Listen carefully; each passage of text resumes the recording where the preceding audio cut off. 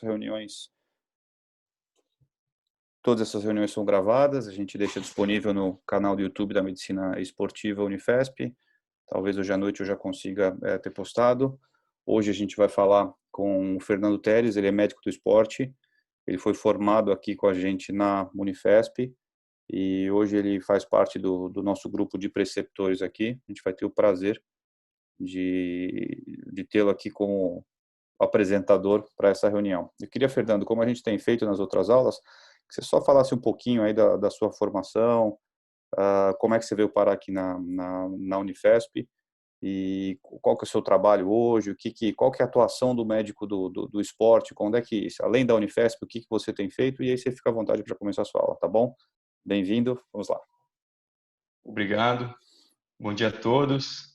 Eu sou médico do esporte, formado na residência de medicina do esporte e do exercício da Escola Paulista de Medicina, da Unifesp, e sou entusiasta do exercício. Por quê? Porque ele é capaz de mudar vidas. Seja no ponto de vista mais clássico de saúde, seja no âmbito mais holístico da saúde, desde a questão social até em termos de saúde mental. E meu objetivo é sempre estimular a atividade física de forma regular, da melhor forma possível e de uma maneira segura. Então, meu trabalho hoje é promover o exercício como um fator presente na vida de todas as pessoas que estão em acompanhamento comigo. O objetivo maior é esse daí. Perfeito, muito bem. Excelente, vamos lá. Tá tudo certo? O slide está aparecendo aí, Paulo? Estamos vendo bem. Pessoal, tiver perguntas, quem quiser interromper e fazer a pergunta ou mandar aqui, eu vou encaixando aqui na troca de slides aqui do Fernando, eu vou colocando as perguntas, tá bom? Pode começar. Vamos lá, pessoal. A nossa ideia aqui é dividir a aula em 3 fases. A primeira a gente vai dar uma introdução em relação à fisiologia, depois a gente vai ter uma discussãozinha prática sobre uma situação hipotética, fazer algumas perguntas aí para quem estiver assistindo, e por fim a gente vai tratar das entidades clínicas e das complicações que podem aparecer do exercício em altas temperaturas. Tá? A primeira coisa que a gente vai fazer é corrigir o título da aula, que eu deixei como calor, porque fica mais fácil da gente entender, mas na termofísica a gente enxerga a temperatura como agitação de moléculas, e esse é o termo mais correto, e o calor é, na realidade, a troca de energia entre 2 corpos, né? Entre o corpo de maior temperatura para o corpo de menor temperatura. Esse é um conceito básico importante. Tá? Outra coisa que a gente vai precisar ter em mente para entender tudo que estiver passando durante a aula é que o nosso corpo pode ser enxergado como uma máquina, um motor. E essa máquina gera trabalho, por exemplo, para deslocar a nossa massa corporal, mas, consequentemente, ela não tem uma eficiência perfeita. A gente trabalha com cerca de 20 a 25% de eficiência, e a maior parte dessa perda de energia se dá na forma de calor. Por isso que esse tema é tão importante. Pensando em fisiologia, o aumento da temperatura do corpo com a prática da atividade física, com o início do exercício, ele é interessante, ele traz benefícios. Mas para ter esses benefícios, a temperatura tem que subir de forma lenta, gradual, e isso tende a favorecer a taxa metabólica e a atividade enzimática. Então, é bom, do ponto de vista mitocondrial, do ponto de vista de metabolismo celular, um aumento da temperatura, desde que ela aconteça de uma forma bem controlada. Quando a gente fala de forma controlada, a gente fala aí de um aumento de 1, 2 graus Celsius na temperatura. Então, de 36 a 38, 36,5 a 38,5, mais ou menos. Tá? Uma coisa importante para a gente entender é como é que funciona esse mecanismo dentro do organismo. Né? Então, com o aumento da temperatura, existe a captação dessa informação tanto na periferia, pelos neurônios sensitivos da pele, que levam a informação para o hipotálamo, como Fernando, pelo próprio hipotálamo, pois não? o pessoal está alertando aqui que o slide não Ah, está passando. Eu não sei se no seu computador você está vendo passar, se isso é uma introdução. A gente está no primeiro não. ainda, no primeiro Apareceu uma slide. mensagem agora que o compartilhamento de tela foi interrompido. Foi por isso. Tenta de novo. Vamos lá.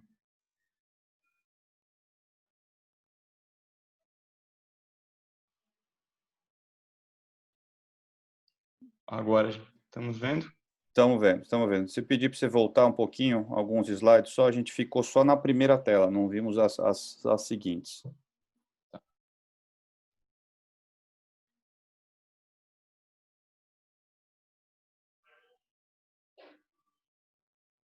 Pessoal, estão vendo agora?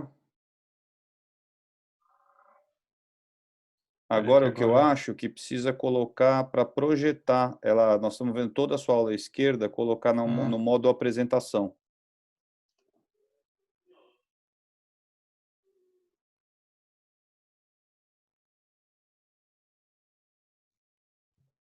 Agora Tenta sim? passar um. Estamos vendo o inicial, tenta passar o próximo. Geralmente, se você colocar a setinha embaixo à esquerda, aparece à esquerda aparece um controle para você avançar. Vai um pouquinho mais para a esquerda no canto da tela. Não, não mudou aí o slide? Não. Aqui Para mim a que tá gente vê só mudando. o seu primeiro slide. Isso, passou. Agora sim. Agora sim. Ok. Agora sim? Agora estamos vendo. Deixa eu ver se eu consigo passar o slide assim. Na hora que eu clico, ele está saindo. No canto inferior esquerdo do slide, geralmente tem uma setinha avançar e retroceder. Geralmente a gente consegue clicar na tela, não no teclado, na própria tela.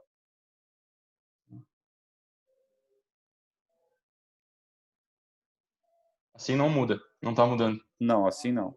Nós estamos na tela na introdução, estamos vendo aqui temperatura, calor e máquina.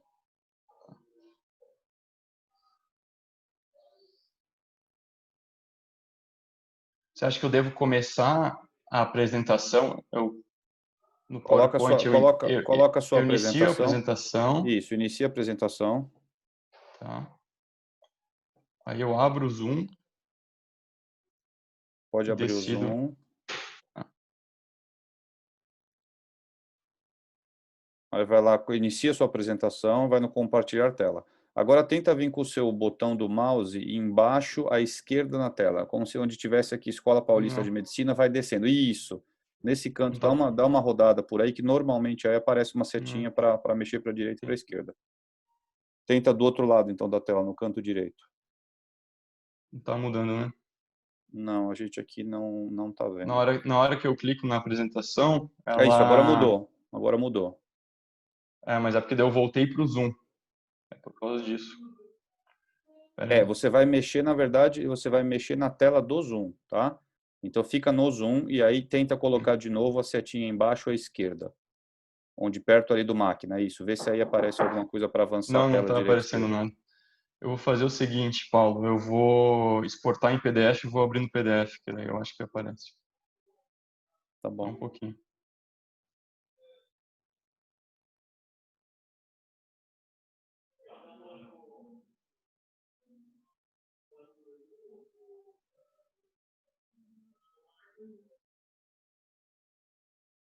Pessoal, quem não teve a oportunidade de ver a aula que nós tivemos semana passada com o Zogaib, ela está sobre mais os aspectos fisiológicos do destreinamento. Ela está lá coloquei no YouTube. Então, quem quiser dar uma olhadinha, assim como as aulas antigas nossas também. E aí, Zogaib, se quiser também participar com a gente e contribuir aí da sua opinião na semana que vem, provavelmente nós vamos falar um pouquinho, não sei se você viu no começo, sobre a biomecânica da corrida e escolha de calçado no esporte, né? No começo a gente estava falando aqui com a Rafaela, tem outros residentes também que são corredores, sobre essa escolha aí essa escolha do calçado, né? Levi, você também, como é que você está? Você treina também? Está correndo? Está fazendo alguma coisa, Levi? Tenho, cara. Eu faço um revezamento. Tenho dois tênis para correr. Hum. Mas eu não sou parâmetro para ninguém. Porque não está correndo ou porque está pesado? Tá as duas coisas. Deixa eu Mas ver, acho que assim, pode já falar. tive o prazer de falar com o Nassim sobre isso. E é realmente o que o pessoal da cirurgia do pé e tornozelo fala, essa questão do revezamento e a questão da quilometragem, né? O tênis, ele realmente tem que ser o mais confortável para que você possa praticar o esporte sem dor. Mas eu não sou tão parâmetro para ninguém, não. Fica tranquilo, eu também não vamos adiantar o assunto, isso vai ser para a semana que vem. Zogabe, você tinha aberto o microfone antes da gente continuar aqui, se quiser falar. Rolou, confirma para mim agora. Tá Estamos vendo, mudando? Fernando. Deixa só, acho que o Zogabe abre o microfone dele, deixa ver se ele quer falar alguma coisa, aí você continua. Estamos vendo Por sim. favor, até porque se a gente está fazendo fisiologia, a gente tem que honrar o professor Zogai, né? Não, gente, não, eu só ia comentar sobre essa outra aula aí, que é bem complexa, né? Muitos estudos e nada muito conclusivo. Não, mas era só para encher linguiça enquanto o Fernando não Obrigado. aplicava as Vamos lá, eu acho que agora tá tudo certo. Vamos embora, Fernando, vamos lá. Então, voltando, recapitulando, a gente corrigiu aqui o erro do título da aula, mas para entender questões conceituais de termofísica e nosso corpo como uma máquina com uma eficiência em torno de 20 a 25%, que perde a maior parte da energia na forma de calor, né? Desejamos sim que ocorra esse aumento de temperatura, porque vai trazer benefícios para a nossa função enzimática. E para a gente entender como é que funciona esse processo todo, vamos do passo a passo, iniciando com o aumento da temperatura, passando para a tradução desse estímulo através dos neurônios periféricos na pele. Esse estímulo, então, vai ser processado no hipotálamo, que também tem lá neurônios que são sensíveis à temperatura, e o hipotálamo vai mandar respostas neuromorais para a periferia, com o objetivo de iniciar o processo de equilíbrio e de dissipação de calor para manter a nossa temperatura o máximo possível estável, que ocorra esse aumento de forma gradual e controlada. Isso se traduz em principalmente uma vasodilatação periférica, com o objetivo de aumentar a parte do fluxo do sangue que vai para a pele. A gente começa a trocar mais calor com o ambiente através da pele, o estímulo de glândulas sudoríparas para começar a produzir mais suor, e também o controle da taxa de filtração glomerular, diminuir a filtração renal para que a gente não produza urina, porque o objetivo, a partir do momento que começa o exercício, começa a aumentar a temperatura, não é mais produzir urina, e sim manter o líquido, porque o processo de desidratação vai começar a acontecer através do suor. Uma informação extremamente importante é que uma porcentagem relevante do débito cardíaco começa a migrar para o nosso tegumento. Então, cerca de 20% do débito cardíaco durante o exercício vai para a pele. Então, é uma fração importante do débito. Traduzir isso tudo de uma forma um pouco mais prática, para ficar mais palpável, eu trouxe uma situação hipotética aqui aproximada para a gente entender o quão importante é isso. Uma pessoa em repouso gera em torno de 1 quilocaloria por quilo por hora. Ou seja, uma pessoa de 70 quilos vai estar gerando aí, em termos de energia, de calor, vamos chamar assim, cerca de 70 quilocalorias por hora, né? Para fazer um treino, uma corrida de 10 quilômetros, imaginando que isso aconteça em 1 hora, aproximadamente ela vai gerar 700 quilocalorias, né? Ou seja, multiplicou para 10 por 10, o que ela geraria em 1 hora em repouso. Considerando o nosso motor com essa eficiência de 20 a 25%, vamos ter, em termos de trabalho mecânico, para deslocar a nossa massa corporal, 175 quilocalorias, porém, 525 quilocalorias vão ter que ser dissipadas na forma de calor. Por que isso é importante acontecer? Porque senão nossa temperatura ia subir muito. O calor específico do corpo gira em torno de 0,83 quilocalorias por quilo. Ou seja, a gente, com acúmulo de 58 quilocalorias, vai subir em torno de 1 grau de temperatura. Então, nessa corrida de 10 quilômetros, esse calor todo que sobraria, ele seria capaz de subir 9 graus na sua temperatura. Se você começasse com 36 graus, você ia terminar com 43 graus, o que não é compatível com a vida, né? Por isso que a sudorese e os mecanismos de dissipação de calor são tão importantes. A gente gasta mais ou menos 1 litro de suor para dissipar 580 calorias. Nesse caso hipotético aqui, essa pessoa de 70 quilos correndo 10 quilômetros teria que usar mais ou menos 900 ml de suor para conseguir estabilizar essas 525 calorias que ela teria que dissipar. Então, acho que com esse exemplo aqui fica bem legal de entender toda a complexidade e a importância desses mecanismos de dissipação de calor. Se alguém tiver alguma dúvida, à vontade, tá? Pode mandar aí que o Paulo vai passar para mim. E outra coisa que é interessante também notar é que o ficar em contato direto com os raios de sol aumenta esse gasto em cerca de 150 quilocalorias por hora. Ou seja, o ambiente também influencia, né, nessa situação toda. Aproveitando o gancho que eu falei do ambiente, quais são os fatores que vão influenciar nesse mecanismo do organismo de ter o equilíbrio termorregulatório? Tem fatores, então, inerentes ao indivíduo, que são os intrínsecos, desde a idade da pessoa, o mais idoso, ou a criança ou adolescente, peso e composição corporal, mais ou menos gordura, o quão adaptada a pessoa está a fazer o exercício em altas temperaturas, né, que a gente chama de aclimatação, doenças, alguma outra comorbidade que pode influenciar, pessoal com diabetes um pouco mais envolvido, tem desautonomia, sistema nervoso autônomo que não está funcionando perfeitamente pode atrapalhar esse mecanismo, ou então uma heterozigose para fibrose cística, que pode atrapalhar a produção do suor, né? A composição do suor pode ser atrapalhada. Questões genéticas, questões mais específicas da pessoa, a taxa de geração de suor, o quanto que sua, tem gente que sua um pouco mais, um pouco menos, do que é composto esse suor, mais ou menos sódio, mais ou menos potássio, isso é bem individual, né?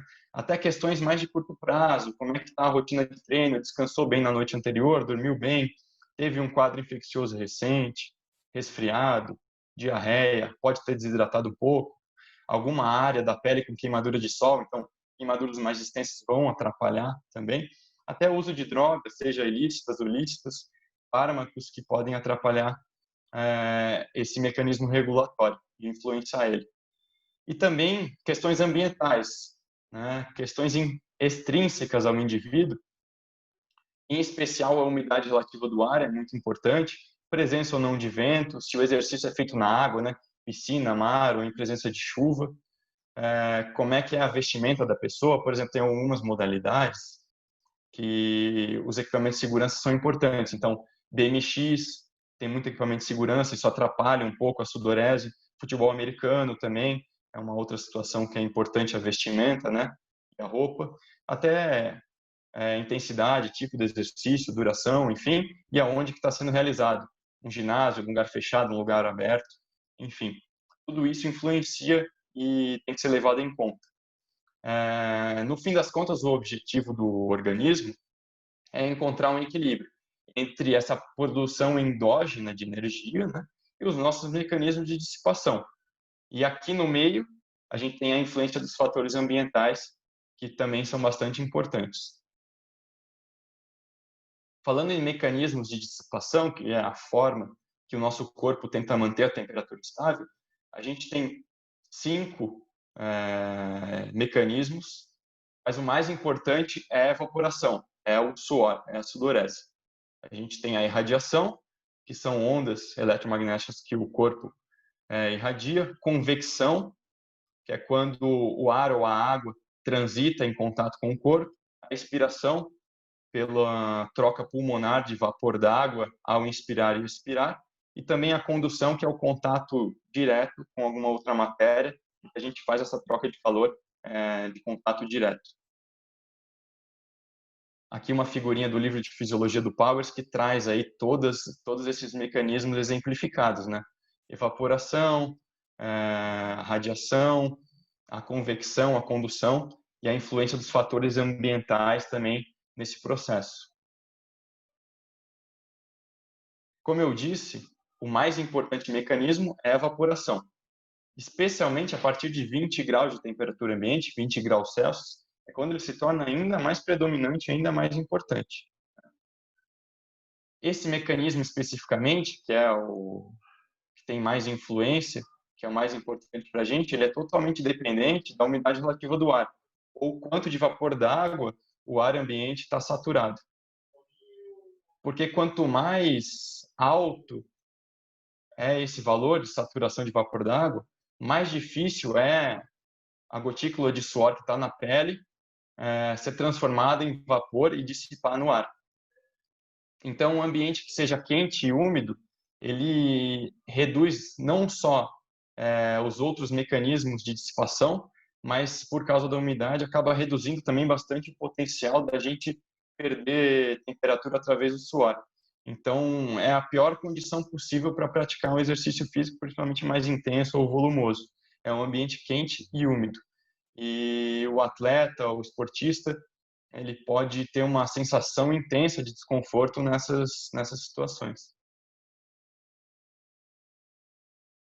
Aqui a gente tem um gráfico bastante interessante, que no eixo X a gente tem a intensidade do exercício, aqui em watts, né, no ciclo ergômetro, e vocês podem ver que conforme a intensidade vai aumentando, a gente começa a ver um platô nessa linha verde, que é a nossa capacidade de dissipação de calor, ele vai perdendo a potência enquanto a nossa produção de calor se mantém em ascensão. Tá?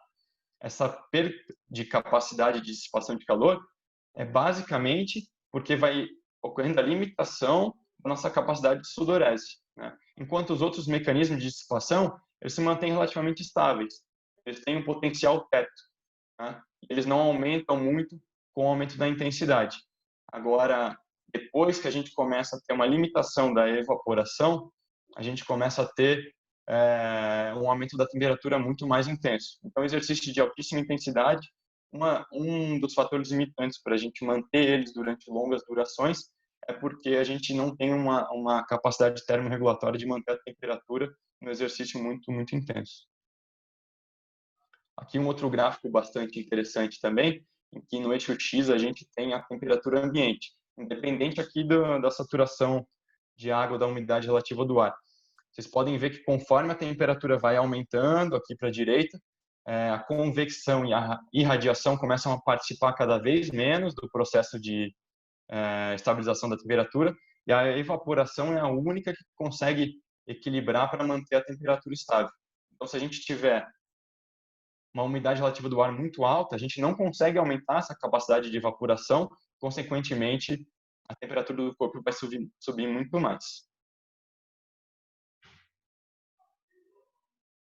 Esses mecanismos, eles são importantes em duas situações. Uma delas é a performance e o desempenho, e a outra são entidades clínicas que podem surgir, que podem ser sintomáticas ou não, e uma urgência ou uma emergência.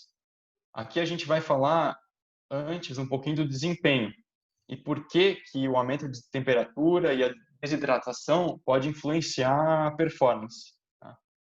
Um dos mecanismos que isso acontece é porque você, ao desidratar e começar a suar para tentar manter a temperatura, tem uma queda da pré-carga, consequentemente, a queda do débito cardíaco vai acontecer e o corpo ainda vai estar ávido para aumentar o débito cardíaco para a pele a título de manter a taxa de sudorese e tentar manter a temperatura estável.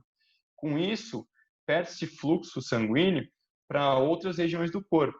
Relativamente, você tem menos fluxo sanguíneo para o sistema nervoso central, para músculo propriamente dito e até para o intestino. Com isso, atrapalha-se a disponibilidade de substrato energético e de oxigênio para a musculatura periférica e isso vai, consequentemente, reduzir a capacidade de exercício.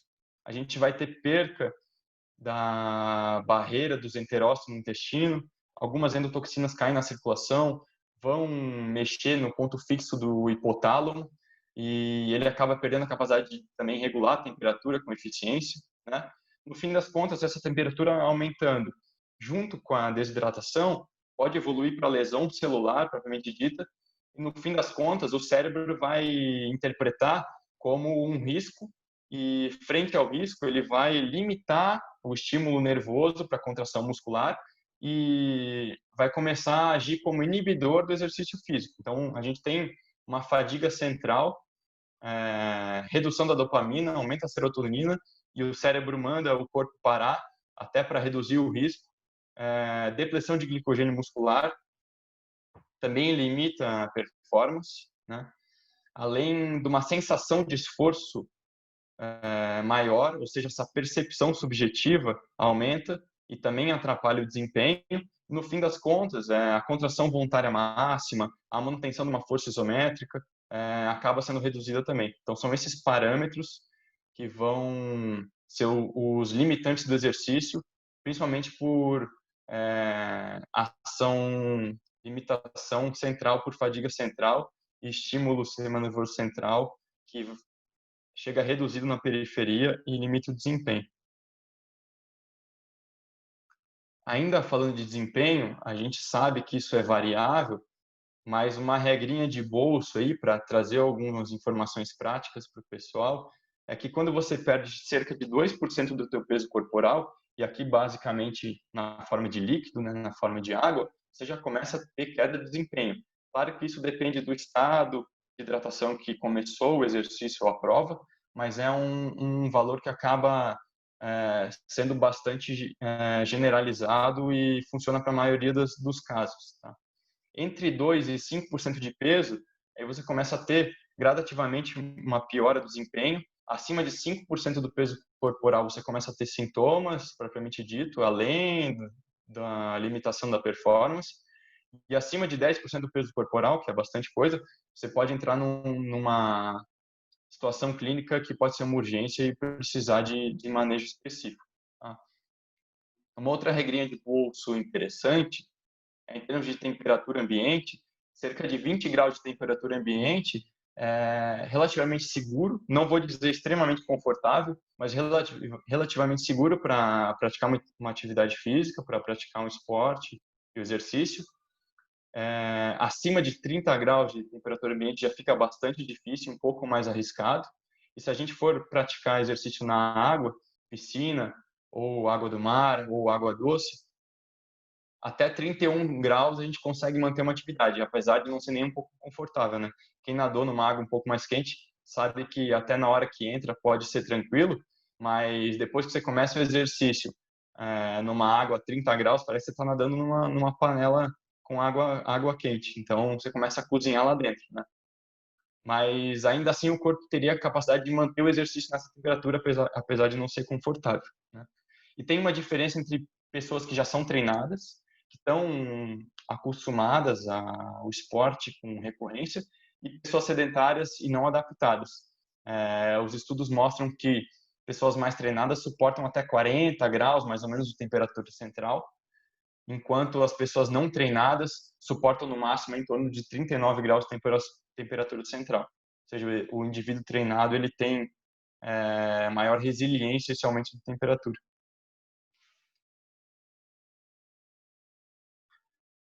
Finalizamos, então, a parte da fisiologia, que foi a nossa introdução. Vai ser importante para entender os demais aspectos aí da aula. E agora a gente vai trazer uma situação hipotética e eu queria a participação de quem estiver assistindo. Vamos imaginar aí uma meia maratona no Rio de Janeiro.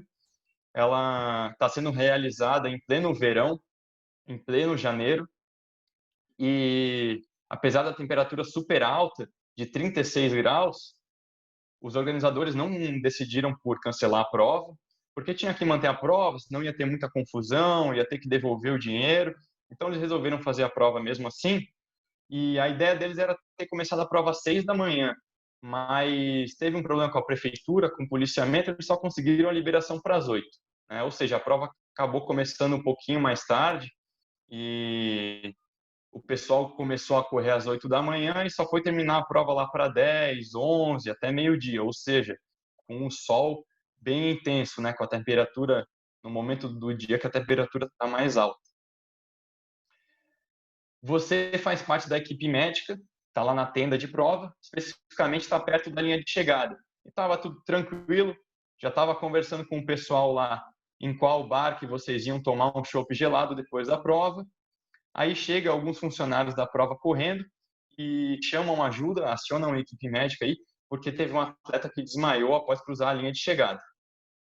Então, coloca a bolsinha médica nas costas, chama a equipe de enfermagem e se desloca até onde que o atleta acabou tendo esse desmaio. Eu queria lançar essa pergunta para o pessoal aí, especialmente os residentes. Ao chegar na cena de emergência médica, qual que é o primeiro passo? O que você vai fazer? Chegando lá, com o atleta no chão, o atleta deitado no asfalto, qual que é a primeira coisa a ser avaliada? Fernando, pedi para o pessoal aqui, para os R1s, primeiro darem essa primeira abordagem. Então, quais seriam essas preocupações? Depois a gente complementa a próxima pergunta para R2 e depois para R3, tá? Então, quem está de R1 que quiser começar a falar, fique à vontade. Vamos ver aqui. Primeiramente, é garantir a segurança da cena, né? Não evitar novos acidentes ali, inicialmente. Perfeito. Seria, no caso, uma conduta genérica ou você está procurando uma conduta mais específica, Fernando? É isso que eu coloquei aqui. Te chamaram porque o atleta desmaiou e você tem que avaliar ele. A primeira coisa que você vai fazer, o que que é? Ok, avaliar nível de consciência, chamar o atleta, ver se ele está Perfeito. consciente, checar pulso. Joia. Caso ele tenha pulso presente, prosseguir com os passos iniciais de avaliação, frequência cardíaca, glicemia, frequência respiratória, saturação, ritmo É isso para aí. começar o passo. Jonas respondeu super bem. Realmente, a primeira coisa que tem que fazer quando você tem um atleta colapsado é checar o nível de consciência e responsividade do atleta. Por quê?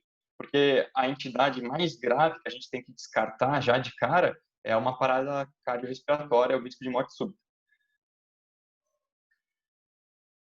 Tem um outro detalhe nessa situação que a gente precisa tomar cuidado também. Vamos ver se alguém consegue lembrar. Você foi convocado para atender o atleta e disse que ele tinha desmaiado e caído no chão. O que você precisa tomar cuidado?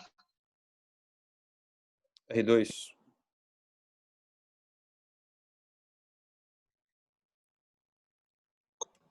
Bom, acho que é importante também saber se ele teve um trauma craniano nesse colapso que ele teve. Seria importante se ele tivesse com algum companheiro dele que pudesse falar para a gente como é que ele teve no restante da prova, se ele usou algum tipo de líquido, se ele usou algum tipo de suplemento, se ele tem alguma comorbidade ou usa algum medicamento de uso contínuo. E ali não sei se vai ser possível já, mas que nem acho que foi o Murilo que falou, da segurança da cena e levar ele o mais rápido para a tenda depois de ter feito essa avaliação inicial, para checar a temperatura dele. Pode ser um heat stroke também, que seria algo bem sério e teria que ser resolvido de uma maneira bem rápida.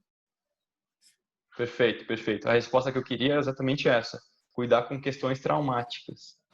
Foi uma queda não presenciada, então tanto o TCE como o trauma raquimedular, especialmente cervical, aí sempre é uma coisa que a gente tem que tomar cuidado, né? Como você não viu o atleta caindo, você não sabe como ele caiu ou outra lesão associada do ponto de vista ortopédico que possa ter. Se teve algumas pessoas que presenciaram, elas podem te contar a história, como é que foi, te garantir mais segurança aí nesse quesito. Então, sim, o primeiro passo é um BLS, na sequência os cuidados com a cervical e com o TCE. E vocês responderam muito bem. Inclusive, já adicionaram outras questões da avaliação que, afastando essas situações um pouco mais graves, a gente vai ter que dar sequência para definir o que pode ter acontecido com o atleta. Então, na sequência, a gente vai ter que coletar dados vitais, especificamente aqui, levantar a importância da temperatura central. E quando a gente fala de temperatura central, é por termômetro retal ou esofágico. Obviamente, o retal é o que tem mais disponível, tá? A gente pode precisar de exames complementares, tanto glicemia capilar como sódio sérico. Apesar disso não ser uma constância nas provas, né? deveria ser uma exigência, porque também pode fazer bastante diferença na avaliação. Coletar a história, com certeza, com o treinador, colegas, atletas que correram junto, familiares, em relação ao que ele fez antes, durante e depois da prova, possíveis doenças que pode ter, medicamentos que usou ou estava usando. Tá? Um detalhe importante é saber se o atleta tem traço falciforme, e no caso de desidratação pode ocasionar uma crise e uma agudização desse traço falciforme, né? E progredir para o exame físico. Então, avaliar hidratação, turgor de pele, avaliar mucosas, são informações importantes que vão tentar definir o diagnóstico mais para frente. Quais são informações que são importantes, que vão te trazer um pouco mais segurança e interpretar aquele colapso como algo do bem, algo não tão grave? Principalmente no nível de consciência mantido, paciente alerta e orientado, com uma escala de coma de Glasgow de 15, uma temperatura central menor que 40 graus, garante uma segurança bacana, uma pressão arterial sistólica acima de 100, com uma PAM também dentro do normal, uma frequência cardíaca abaixo de 100, ressaltando aqui que atletas, por causa do bom condicionamento, você pode considerar taquicardia acima de 80 batimentos por minuto, então tem que ter essa individualização também. Fazer uma glicemia capilar para afastar a hipoglicemia. Se possível, um teste de sódio sérico para garantir que não está em hiponatremia. E também tentar comparar o peso dele, que é o peso basal, com o peso no momento que ele chegou na tenda, porque se ele perdeu no máximo até 5% do peso corporal, você já fica um pouco mais seguro também. Se ele perdeu mais que isso, se torna um problema. E o peso também vai ser importante no caso de ganho de peso. Se a pessoa se hidratou em excesso, ela pode chegar lá com o mesmo peso ou até acima do peso basal dela. E isso é um sinal também importante para elucidação diagnóstica mais para frente.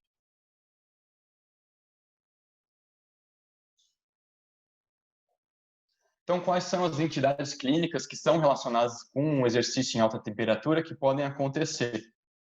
A gente pode ter edema de membros inferiores, cãibras, apesar de a gente não ter uma etiologia clássica para explicar os quadros de cãibras, o exercício no calor é um fator de risco e predispõe a cãibras. A gente pode ter uma hipotensão postural, um quadro de síncope vasovagal, quadros de exaustão por calor. Essas 4 são as mais simples e são as menos com quesito de urgência. E as de baixa desidratação, um heat stroke, ou a intermação, se a gente for traduzir, e a hiponatremia e suas complicações clínicas são os quadros mais graves e que a gente tem que sempre prestar atenção nessas situações também.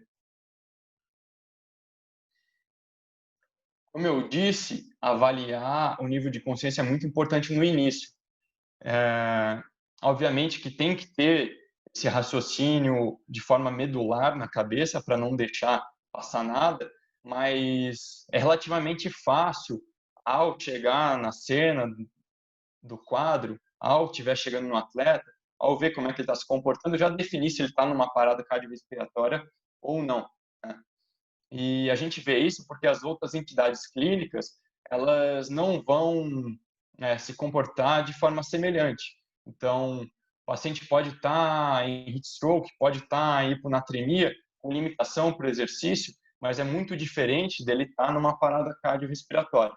Então, chegando na cena, você já consegue ter bastante indícios do que está acontecendo. As imagens aqui são a título de comparação de um quadro de morte súbita para um quadro de desidratação e intermação. Então, essas entidades menos graves também precisam de manejo. Você vai conseguir cuidar, mas você não precisa tratar com tanta urgência e você pode ficar mais tranquilo enquanto estiver manejando. As entidades mais graves, como a intermação, a desidratação, a hiponatremia, elas se misturam, os sinais clínicos são bastante subjetivos, muitas vezes iguais entre elas, e essa é a dificuldade na hora H lá de definir qual vai ser a conduta. E qualquer detalhe aí na história do exame físico, e principalmente naqueles exames complementares, é que vão auxiliar para definir o que é a melhor coisa a ser feita.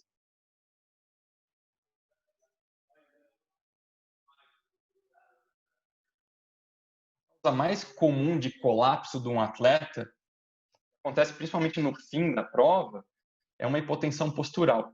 Principalmente depois da linha de chegada, que é quando aquele exercício ele é abruptamente cessado, ou seja, a gente perde a contração muscular dos membros inferiores, que auxilia no retorno venoso. Essa redução do retorno venoso acaba diminuindo bastante a pré-carga, e com isso o débito cardíaco reduz junto, e você pode ter uma redução do fluxo sanguíneo para o sistema nervoso central, e isso ocasionar uma hipotensão postural e até uma síncope propriamente dita, né?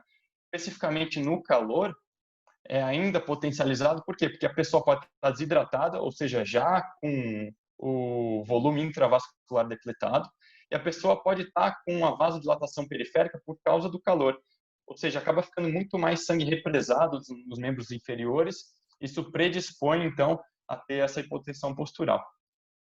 Como eu disse, ocorre bastante depois da linha de chegada, porque é quando você termina o exercício e resolve parar. É interessante manter uma caminhada, um trotezinho leve depois de terminar a prova e não parar abruptamente. Uma das estratégias que os organizadores fazem é deixar os pontos de hidratação pós linha de chegada um pouquinho mais para frente, para estimular a pessoa a terminar a prova e continuar caminhando para chegar naquele ponto de hidratação, e não terminar a prova e já ficar parada, porque isso aumenta a chance de ter uma síncope ali na chegada.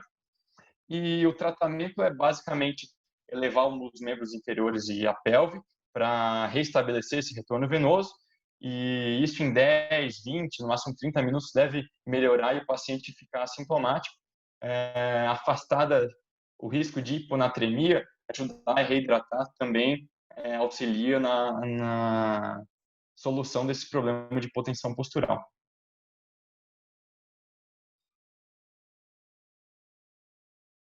Agora, entrando numa entidade clínica mais grave, a hiponatremia, ela vai precisar de um manejo específico, e dentro das causas graves de colapso, no exercício em altas temperaturas, ela é a mais comum e uma das mais graves.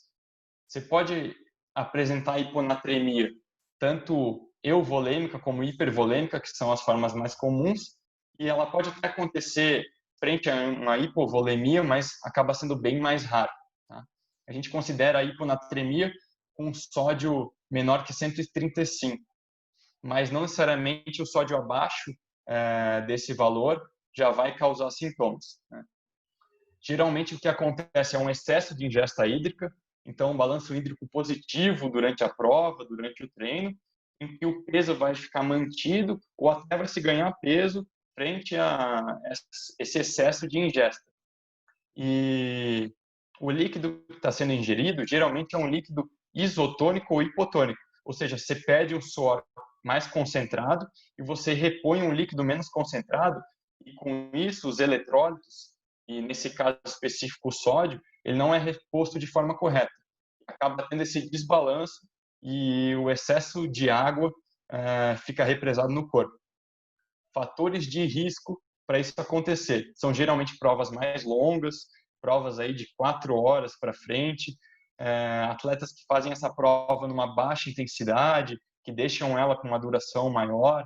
Então, por exemplo, um atleta que vai fazer uma maratona para 6 horas, uma maratona para 5 horas, e ele hiperidrata durante esse processo. Como não é um exercício tão intenso, ele tem uma produção de suor mais controlada, porém ele repõe líquido em excesso, e daí ele pode evoluir com um quadro de hiponatremia.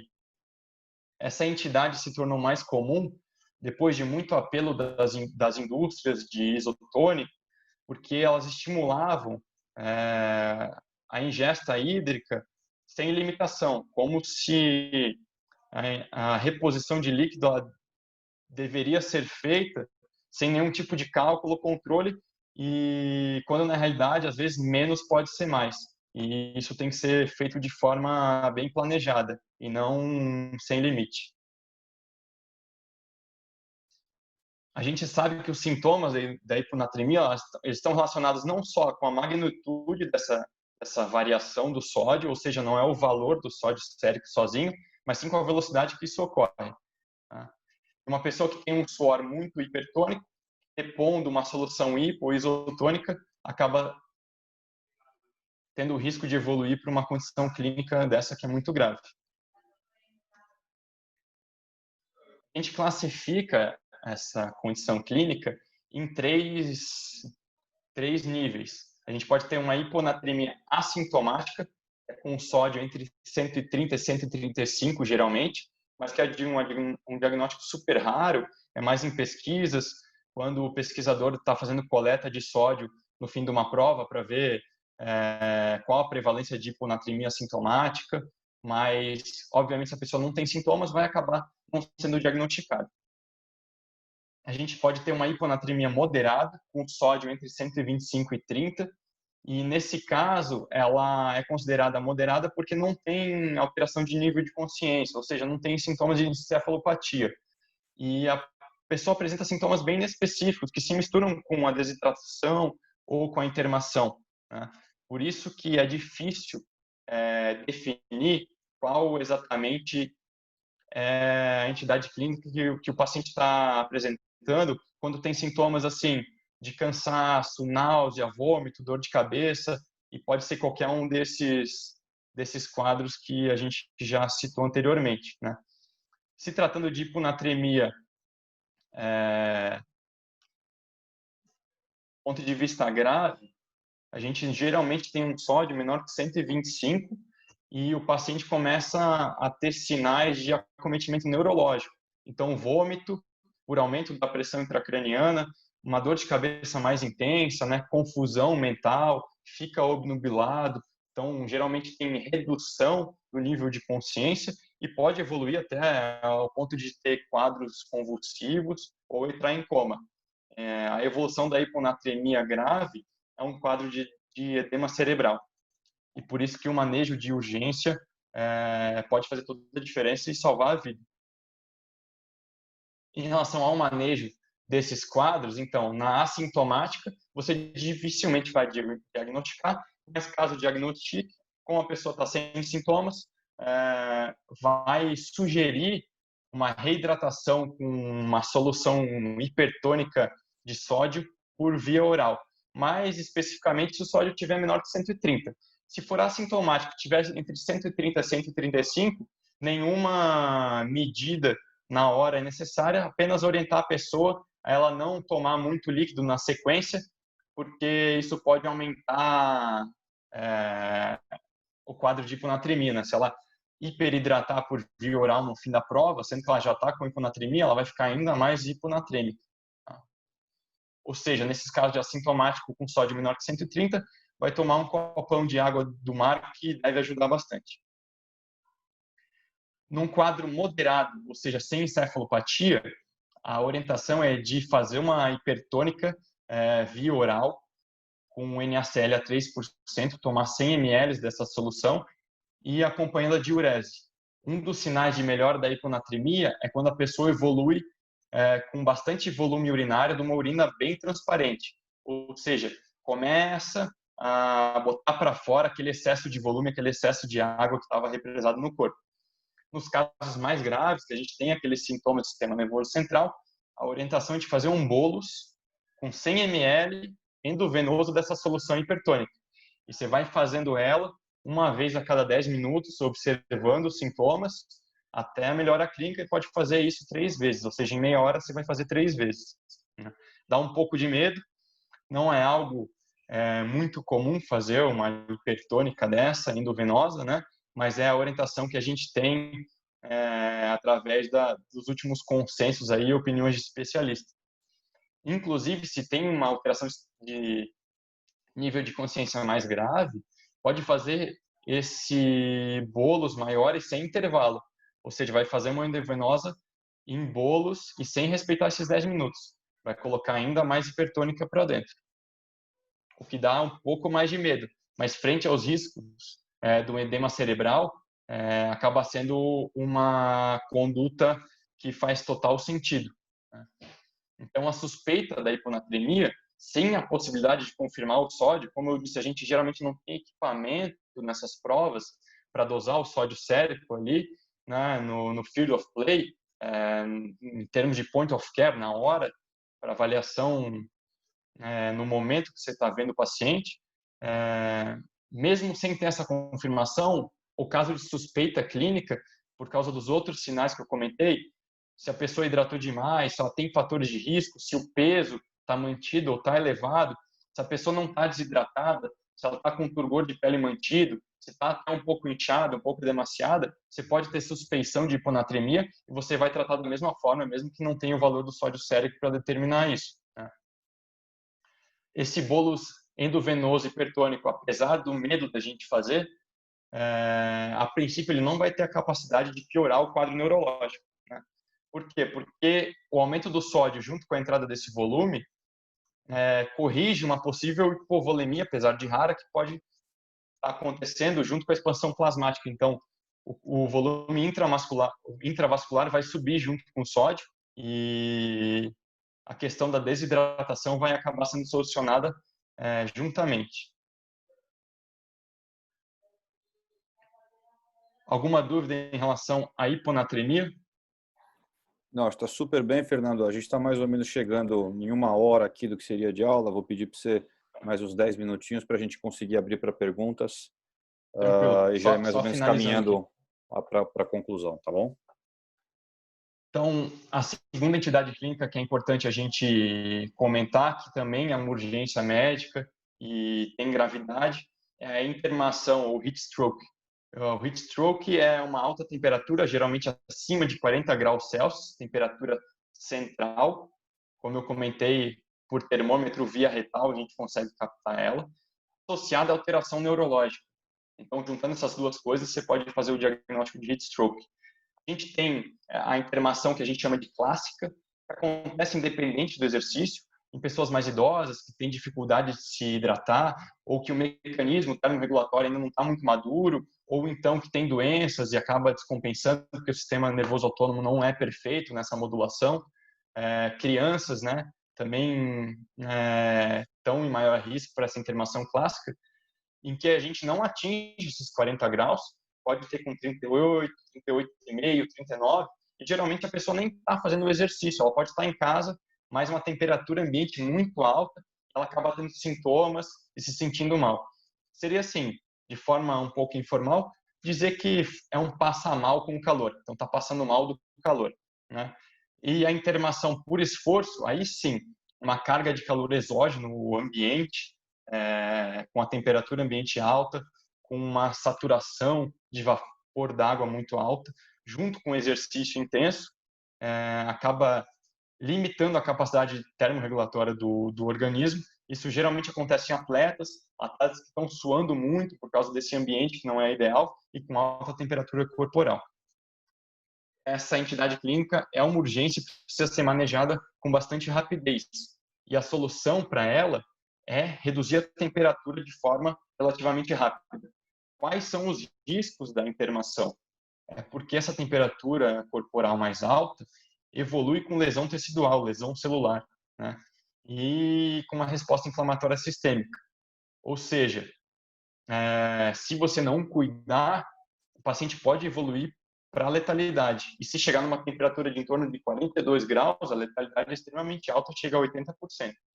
Um dos sinais muito importantes que denotam uma grande gravidade é se o paciente chegar com a temperatura elevada e com a ausência de suor. Ou seja, além da temperatura muito alta, ele não tem um mecanismo dissipatório funcionando, né? Porque ele não está suando mais, provavelmente ele está desidratado. Nesses casos, o manejo rápido é muito importante, fazer uma avaliação inicial de vias aéreas, de pulso, de nível de consciência, de respiração, monitorizar os dados vitais enquanto estiver acompanhando o paciente e principalmente reduzir a temperatura corporal.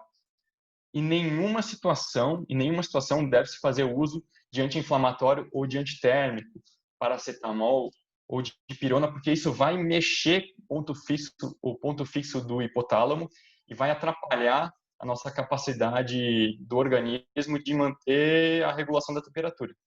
A ideia é que no pré-hospitalar você consiga baixar a temperatura da pessoa, do paciente, para em torno de 39, 38,5 até 38 graus. E só após isso é que você vai remover para o hospital. E durante o processo de transporte vai manter ainda as medidas para controle da temperatura.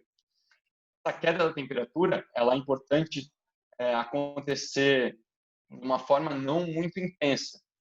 Então, o manejo tem que ser rápido, mas a redução da temperatura é interessante que seja controlada com o termômetro ainda via retal mantido, para você ver com que velocidade que está caindo essa temperatura. De meio grau a cada 10, 20 minutos é mais interessante do que tentar abaixar a temperatura logo nos primeiros 10 minutos para 38 graus, por exemplo. E quais são as medidas que a gente pode fazer para baixar a temperatura? A principal é colocar numa banheira com água e gelo, tá? Do pescoço para baixo, o corpo inteiro. Se isso não estiver disponível, pode ser algum lugar que você consiga pelo menos mergulhar as pernas da pessoa na água com gelo. E, caso também isso não esteja disponível, aí é apelar para o que tiver na mão. Ventilador, ar-condicionado, se tiver no estádio, tirar do ambiente externo do estádio, tirar do campo, da grama, levar para o vestiário, ligar lá os ventiladores, ligar o ar-condicionado, colocar toalhas com água gelada em volta do paciente, sacos de gelo em pontos específicos de grandes vasos, né? Femoral, axilar, no pescoço, nas carótidas, e jogar spray de água, enfim, estimular essa redução da temperatura. E se tiver disponível uma solução endovenosa resfriada, pode também fazer uma reposição com essa água, esse soro gelado que também serve de tratamento. Aqui, então, trazendo o exemplo de um paciente com termômetro via retal sendo acompanhado num caso de internação, mergulhado aí na banheira de gelo, né, com o objetivo de reduzir a temperatura central dele. Inclusive, já se tem alguns equipamentos específicos para isso, né? Nesse caso aqui, a gente tem um saco para o corpo inteiro, que eles chamam de Polar Pod. Esse Polar Pod, você coloca água com gelo lá dentro e o paciente fica, então, nessa situação específica aqui, conseguindo reduzir a temperatura dele. Após esse manejo inicial, vai para o hospital, lá vai fazer uma avaliação laboratorial de outras entidades clínicas e evoluções que podem ter, como rabdomiólise, fazer um eletro para ver como é que está a questão dos eletrólitos e, se necessário, o manejo lá com benzodiazepínico em caso de convulsão ou até bicarbonato para diminuir a chance de lesão renal frente à rabdomiólise. Uma questão mais específica aqui, mas que intra-hospitalar para medicina de urgência e emergência é importante saber. O mais importante de todo o tratamento da inflamação é a gente prevenir. E a gente pode prevenir de que forma? Primeiro, a organização da prova tem que trabalhar de uma forma que diminua a chance disso acontecer. O horário da competição, ou seja, naquela situação hipotética, um horário de início não muito bom, um horário de início às 8 da manhã, num dia com temperatura muito elevada, 36 graus, que talvez até tivesse indicação de cancelar a prova, né? Que tenha pontos de sombra durante a prova, pontos de hidratação e pausas, por exemplo, esportes como tênis, futebol, tem já previsto na normatização das confederações pausas a depender da temperatura do ambiente, né? Roupas adequadas, ou seja, orientar a vestimenta dos atletas, né?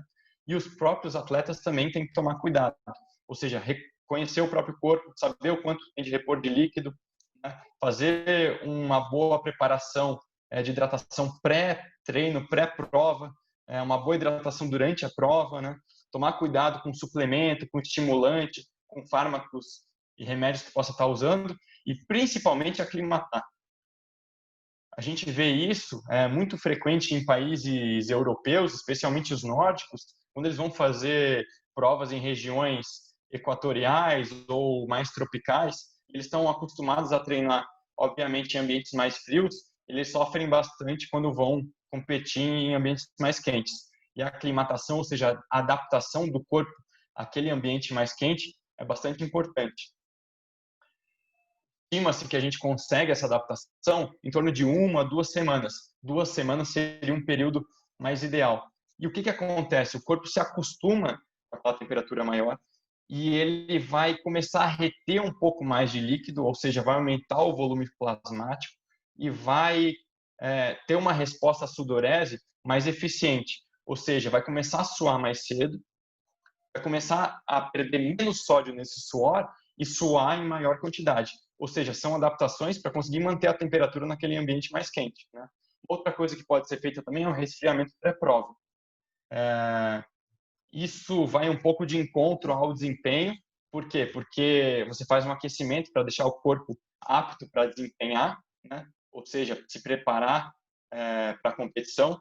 E você resfriar logo antes da prova pode não fazer muito sentido, mas no fim das contas, numa balança, isso pode ter um ganho importante, inclusive garantir um resultado melhor lá no final.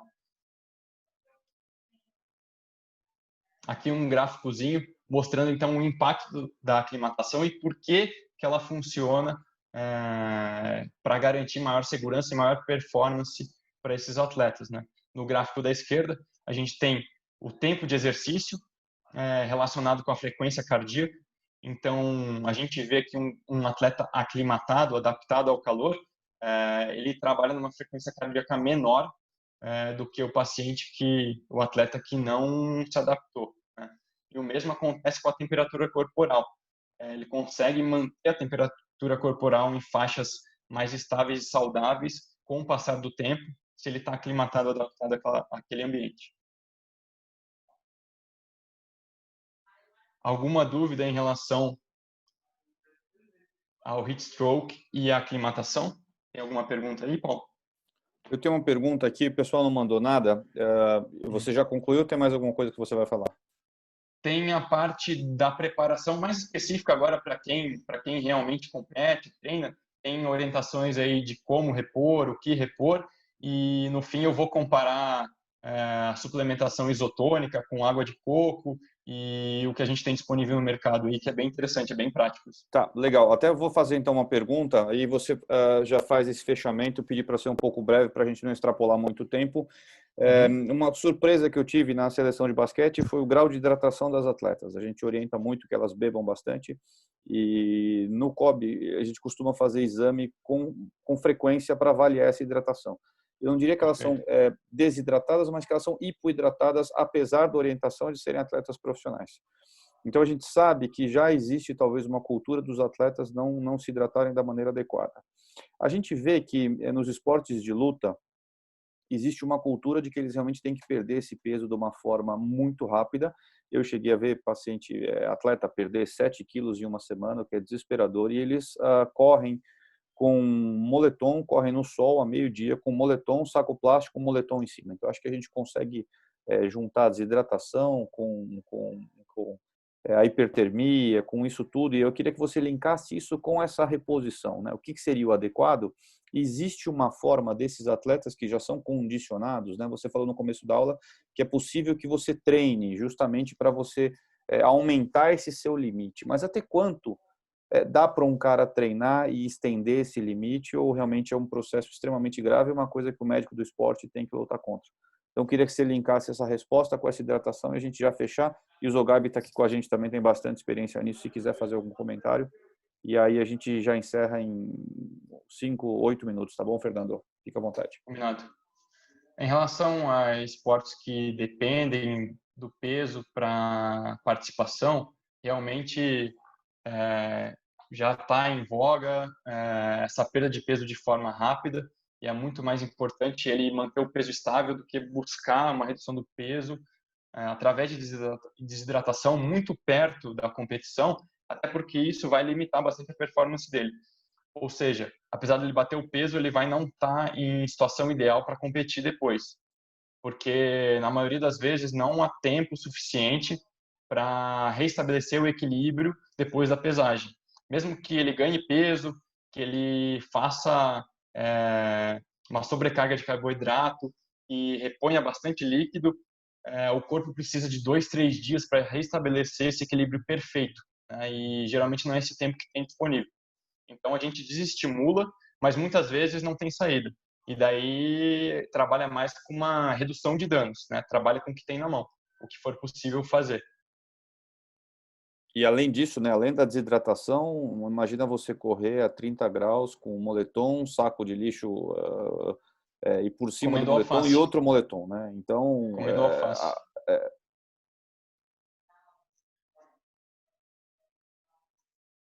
Zogaib quer adicionar alguma coisa da experiência dele?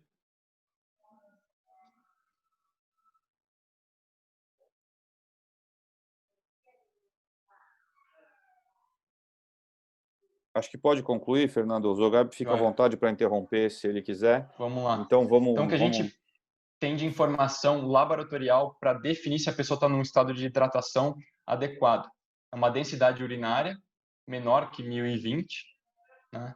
Uma osmolaridade menor que 700, ou seja, isso é acessível, os clubes e as equipes podem ter, fazer um exame de urina no começo do dia para definir como é que a pessoa está e preparar ela para a prova da melhor forma possível, né? O exame plasmático não é tão acessível, porque daí tem que coletar o sangue, mas já tem equipamentos que fazem com pontinha do dedo e conseguem te dar essa resposta, né? A pessoa conhecendo o próprio peso, se ela está num peso estável, ela saber que o valor não pode estar variando muito mais que 1% do que ela está acostumada a ter de peso quando se pesa e acorda. E o principal eletrólito do suor é o sódio. Então, o sódio é uma coisa que a gente tem que focar e muitas vezes é necessário repor, né? E as estratégias para manter a hidratação, elas vão desde antes até durante a prova e o treino e também após. E a gente vai ver esses 3 passos aí, tá? Antes, a orientação é de ingerir 6 ml por quilo umas 4, 3 horas antes, no máximo 2 horas antes, para que você tenha uma diurese, ou seja, você vá urinar esse excesso de líquido, uma urina bastante transparente, antes de chegar na prova no treino, né? Isso garante que você esteja num estado hidratado antes de começar a prova e o treino. Ou seja, uma regrinha essa prática, para quem obviamente não tem acesso aos exames, é tomar bastante líquido antes para urinar bem transparente e garantir que entre hidratado na prova ou no treino, né?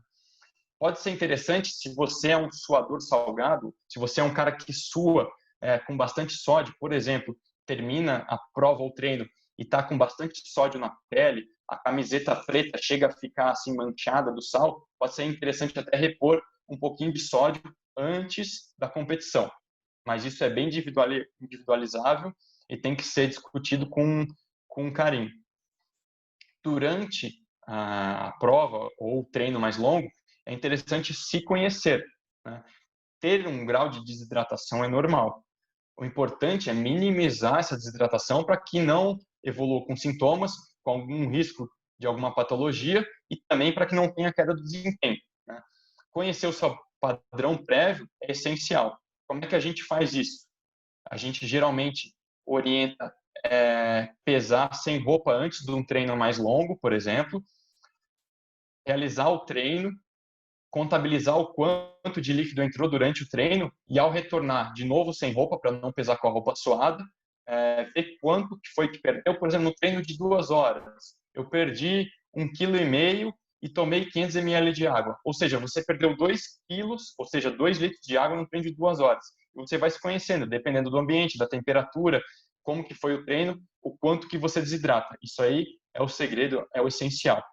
Geralmente, as pessoas, por hora, vão perder aí de 400 a 800 ml de água.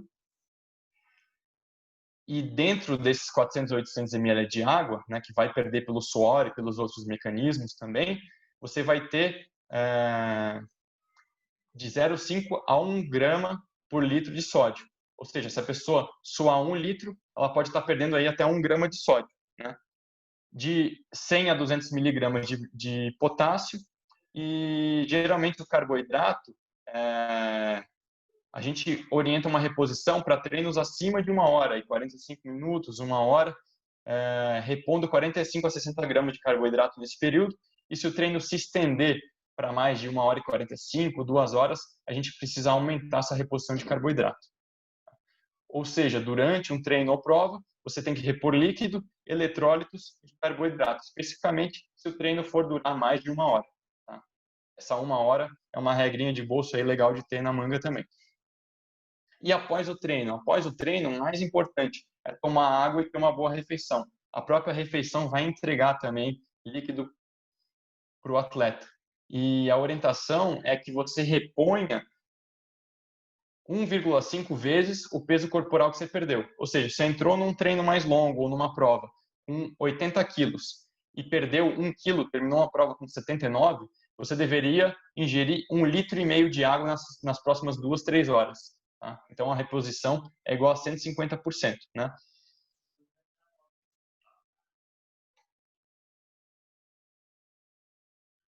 E o que é interessante a gente trazer aqui também?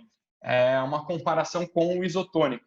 Pensando naquele risco de hiponatremia, quando você perde no suor uma quantidade de eletrólito um pouco mais alta, em termos de sódio e potássio, e você comparar com o quanto que um isotônico repõe para você, você vai ver que existe um desbalanço entre a quantidade de sódio que você está perdendo e a quantidade de sódio que está entrando. Por exemplo, se você suar 1 litro de suor, você vai perder aí talvez 1 grama de sódio. Né? Se você tomar 500 ml de isotônico, você vai estar repondo mais ou menos 260 miligramas, ou seja, 1/4 daquele sódio que você perdeu. Agora imagine uma prova de 3, 4 horas, isso acontecendo em maior quantidade, por isso que existem os casos de hiponatremia, porque a reposição de eletrólito não está acompanhando a reposição de água. Né?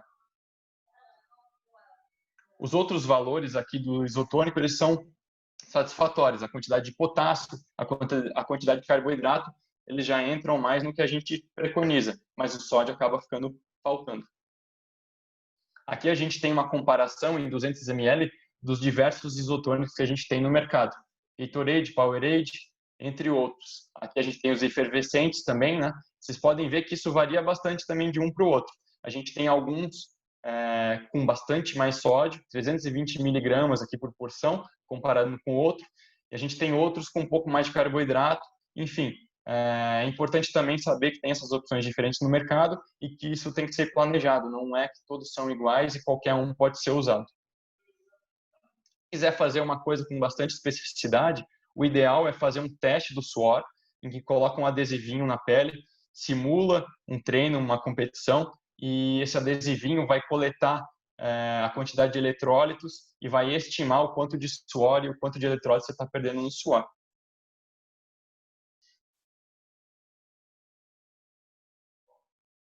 Uma outra comparação legal aqui para a gente ver é a água de coco com isotônico com a água normal. Como vocês podem ver, a quantidade de carboidrato no isotônico na água de coco é parecida. No isotônico a gente tem mais sódio do que na água de coco, mas na água de coco a gente tem bem mais potássio do que no isotônico.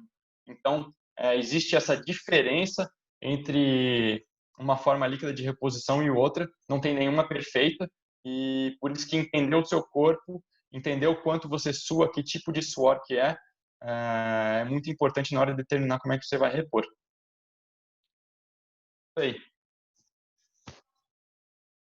Muito bem, Fernando, parabéns, excelente aula. Acho que a gente acabou atrasando um pouquinho mais no começo, alguma dificuldade técnica aí que acabou atrasando um pouquinho. Então, vou encerrar por aqui, não vou abrir para discussão, mas essa aula vai ficar disponível, como já falei, no nosso canal no YouTube, se alguém quiser ver novamente. Tem o e-mail do Fernando aqui, fiquem à vontade também para mandar algum material, se alguma dúvida, se quiser algum material ou, enfim, alguma informação a mais. Lembra a todos, então, na próxima terça-feira, biomecânica da corrida e escolha do calçado esportivo, todos convidados, terça-feira, 11 horas da manhã, tá? Em nome aqui dos nossos professores aqui, professor Alberto, professor Beno, professor Andreoli, que infelizmente não conseguem comparecer todas as terças-feiras, que é o dia das nossas reuniões clínicas na Unifesp. Eu agradeço a aula do Fernando, agradeço a participação de todos. Fernando, muito obrigado, excelente aula. Boa semana a todos aí, pessoal.